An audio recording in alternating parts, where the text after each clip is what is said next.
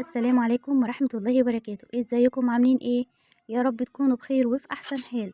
النهاردة عندنا فتة مصري بتكات خاصة كده، هقول لكم كل اسرارها وتفاصيلها وازاي تعملي فتة ناجحة جدا، وكمان بطريقة سهلة كده وبسيطة وتجيب ريحتها لاخر الشارع.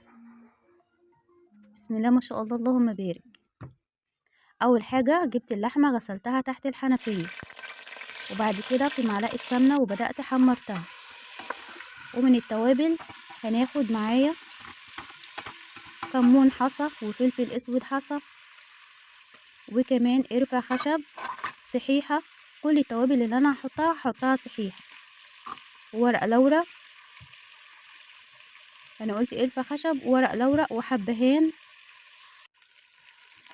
وهقلبهم تقليبة بسيطة كده لحد ما اللحمة تتشبع من التوابل. هحط كمان معلقة سكر صغيرة خالص علشان تسهل عملية التسوية. هظبط المية بتاعتها وهخليها تغلي اول حاجة 5 دقايق، وبعد كده هحط حبايتين من الطماطم وبصلاية دي زي كمرة يعني علشان تخلي الشوربة بتاعتك لونها وردي كده وطعمها حلو وريحتها جميلة. اول ما تبتدي تغلي ههدي عليها النار واسيبها لمدة ساعة ساعة ونص حسب اللحمة كبيرة او صغيرة. يلا بينا نعمل الرز. غسلت الرز الاول وصفيته من المية وشوية زيت ومعلقة سمنة، وبدأت حمرت الرز فيه. لازم الرزاية تبيض كده تمام. هحط معايا كمان زي ربع معلقة من الفلفل الاسود الصحيح علشان الرز بتاعك يبقى فاتح كده مش غامق. ما تحطيش الفلفل الاسود مطحون علشان الرزاية ما تسمرش.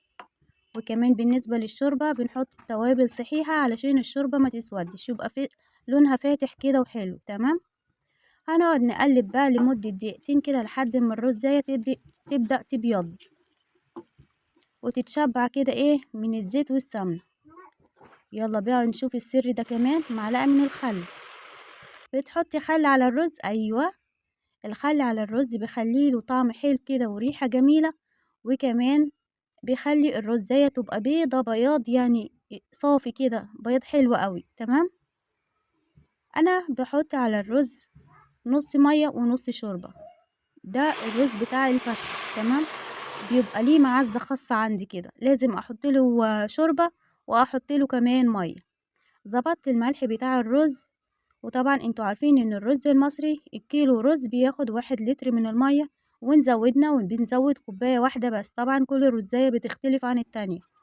اول ما هيبتدي يغلي هنوطي النار عليه ونسيبه لمدة 20 دقيقة تمام، لمدة 20 دقيقة. طيب يلا بينا يا بنات نعمل الصلصة. معلقة سمنة كبيرة ومعلقة توم كبيرة مفرومة ناعم جدا. هنحتاج كمان معلقة من الكزبرة، وكمان معلقة من الفلفل الأسود المطحون، ربع معلقة من الشطة، وربع معلقة من البابريكا.